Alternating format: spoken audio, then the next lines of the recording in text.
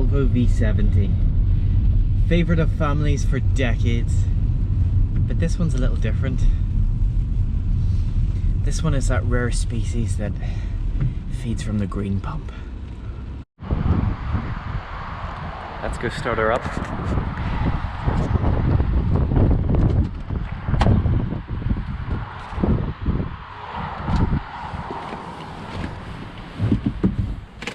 Keyless drive means one click of the start button does it.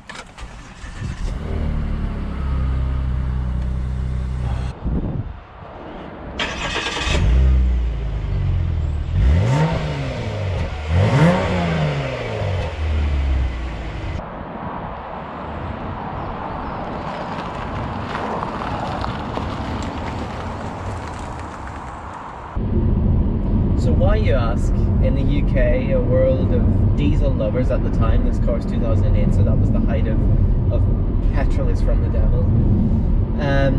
Did we get this 3.2 litre petrol? Well, that's kind of what I'm wondering as well. So the V70 was also available with the 2.5 turbo that was in the S80 as well. But it was also available with the 3 litre T6. Which produced 280 brake horsepower and really gave the kind of performance that if you were dedicated enough to go in and buy a big petrol engine estate car, you'd go for the T6. So the 3.2 was a bit of a misfit. In saying that, it was the everyday engine in the USA, where they tend to favour a big silky 6-cylinder or an 8-cylinder over a turbocharged 4-cylinder petrol engine. So I guess with these things being churned out in the USA as regularly as the D5 here, they thought, well, we might as well stick a few in the UK market as well. Now, they're difficult to find. Currently my car is the only one on Auto Trader. They're slightly more common in the XC90. This engine is also found in the Land Rover Freelander as the 3.2 i6. Now, we all know I'm not a diesel fan, so when this 3.2 litre correctly fueled Volvo V70 came up, I just had to give it a go. Now, I'm not knocking the D5. They're some of the best engines in the business, and they have given Volvo an incredible reputation for diesel engines. Longevity, reliability, they're fantastic engines, I can't slate them. But there's just something about a big Volvo estate with a big petrol engine that really harks back to Volvos of the 80s and the 90s, and that's where this car just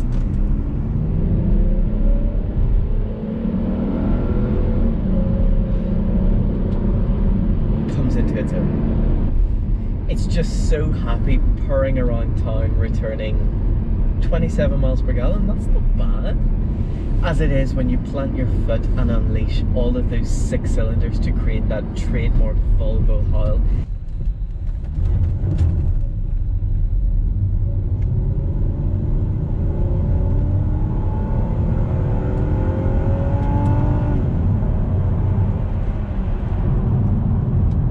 It really actually sounds like the likes of the 850 and the V70 that had the 5-cylinder petrol engine. Really harks back to proper meaty Volvo estates of the 90s. However, one thing it certainly does not have in common with Volvos of old is the turning circle. It is appalling.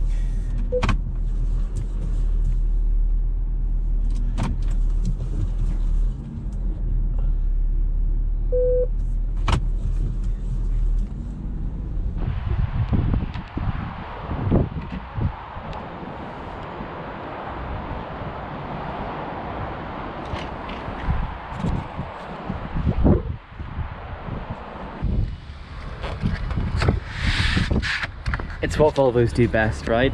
Look at the size of that. So we've got this.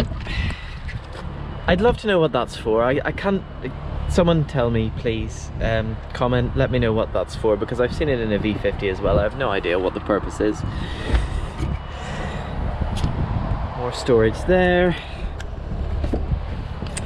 And then finally the spare wheel underneath. Now if you check this out, this This is what Volvos have always done brilliantly. So pull this tab, releases the headrest, one movement, and look at that, completely flat, perfectly rectangular load bay. And of course you own a beige Volvo estate, so you have a Labrador. Volvo thought of that.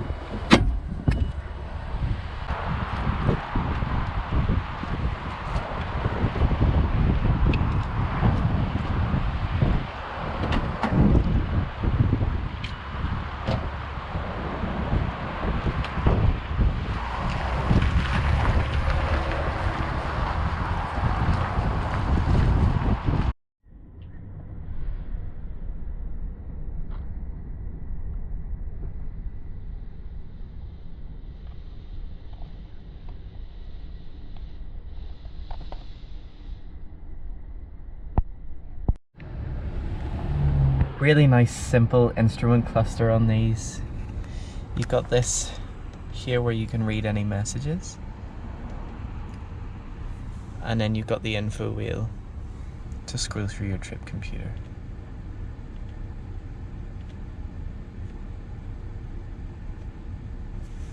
Give this button a little click, that activates the rain sensor, and then it puts on this little raindrop in the rev counter display, just to let you know that the automatic wipers are active. It's the little things. You can also adjust the sensitivity of the rain sensor. Rear wipers here. Cruise control buttons, buttons for the stereo. Again, this is keyless, so I haven't need to put the key fob in. It's got various menus here. With these Volvos you can go into all sorts of individual settings. Yeah, it's pretty. It's so Swedish and logical.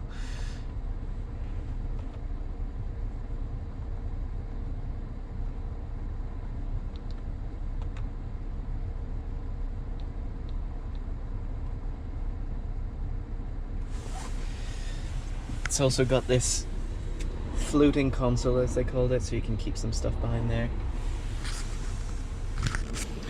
An excellent climate control system. I just set it to 22 on auto. It's been on there since I bought the car. It's just perfect. 3-stage heated seats. Excellent cup holders with sliding cover. And then a good whack of storage in here with the auxiliary input.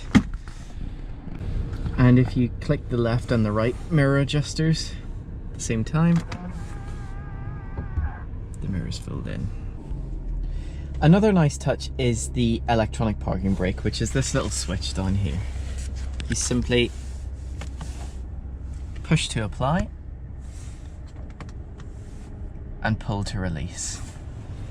Now, one thing I really like about this is that when you turn the engine off and get out of the car after you've put it in park, it doesn't activate it. So effectively it's not an automatic electronic handbrake, it's just an electronic handbrake, which means in an automatic, when you're putting it in park and the drive shaft locks, as I do with every other automatic, get out of it without applying the parking brake, it's not working unnecessarily and when you don't want it to. And when you leave, you got a little rubber button on each door. You just press one of those. Providing the keys in your pocket, the car locks and the mirror's filled in. Take a look at this. This is where I have so much respect for Volvo. Need to change a headlight bulb? Metal prong, and you pull out the headlight. Why isn't that law with every car maker? So I'm sat here in another car. I've just parked the Volvo up, but oh, I've forgotten. Did I lock it? Is there maybe someone in it? That's where I take out this key. So this is the personal car communicator, which sounds a lot fancier than it is, but it's still pretty cool. So take a look at this. It's got all these buttons on it, and if I click this I when I'm away from the car, brings on these LEDs. It's checking with the car whether it's locked, what the status is. It's gone to green, which means I've locked it. If it went orange, it would have meant that I've walked away and forgotten to have locked it. If it went red, someone's broken into the car or is currently in the car.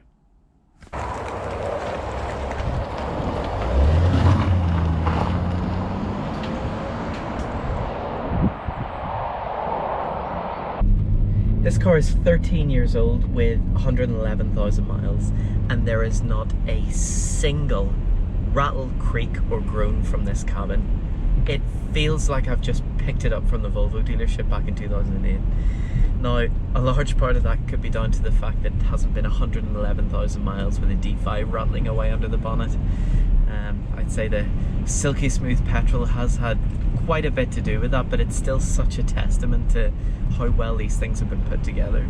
And there's no obvious Ford influences in here whatsoever. Yes, it might be different if I got underneath and started exploring suspension bits and stuff like that, but in here it's not like you're getting into an old Jaguar and you've got a Mondeo key.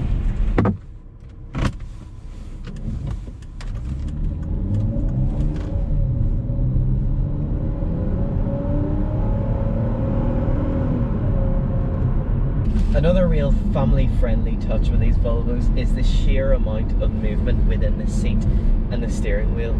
There's just so much flexibility in where you want to sit and your comfortable driving position for all shapes and sizes, whether you're 6'6" Viking dad or the 5' glamorous wife. You will get comfortable in a Volvo. The drive, well, besides that cracking engine, it's just got that real solid, heavy Volvo feel.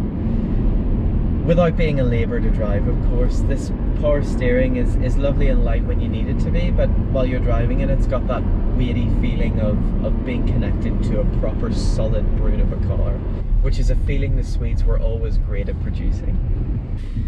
And of course, there's no getting away with not wearing your seatbelt in a Volvo.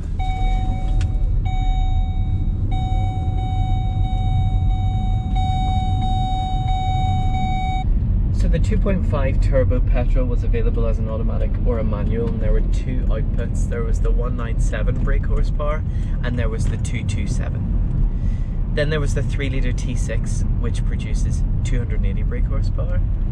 And then we go back down to this 3.2, which was available with this 6-speed automatic transmission only, and produces 235 brake horsepower. So really very close to that 2.5T. And quite a distance away from the T6. This has a very different character to those two engines. Obviously there's the lack of turbocharger, but just the way it behaves and the fact that it's so hushed, it's in no rush to change gear, it's very American. You can tell that this was the unit that was designed for the Yanks 100%. So if you lived in the States, this would be the V70 that you would have. No T5 there, nope. Just a big, silky 3.2 litre straight 6 with no turbo. Just the silk. And kick down.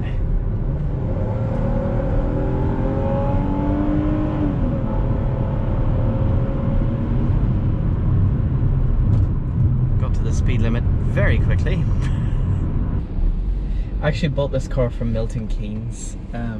Drove it back up to Cairnryan to get the boat back to Belfast, and on that run it averaged 35 miles per gallon, which it's no D5, but it's perfectly respectable for a big 6-pot petrol estate car.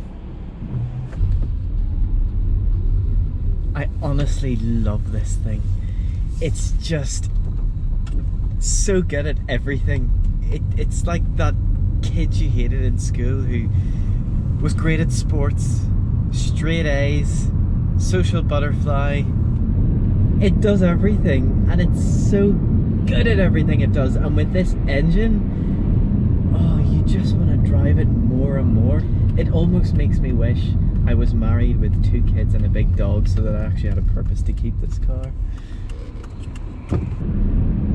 So with MPG in the mid-20s around town, tax bracket of in excess of 500 quid a year, and without the blistering performance of the T6 petrol, the 3.2 is a bit of a misfit. But if, like me, you like something that doesn't shout about its performance, that is just as happy going about its business, purring around town, as it is kickdowning on the motorway. Is kickdowning a word? The 3.2 has a lot to offer.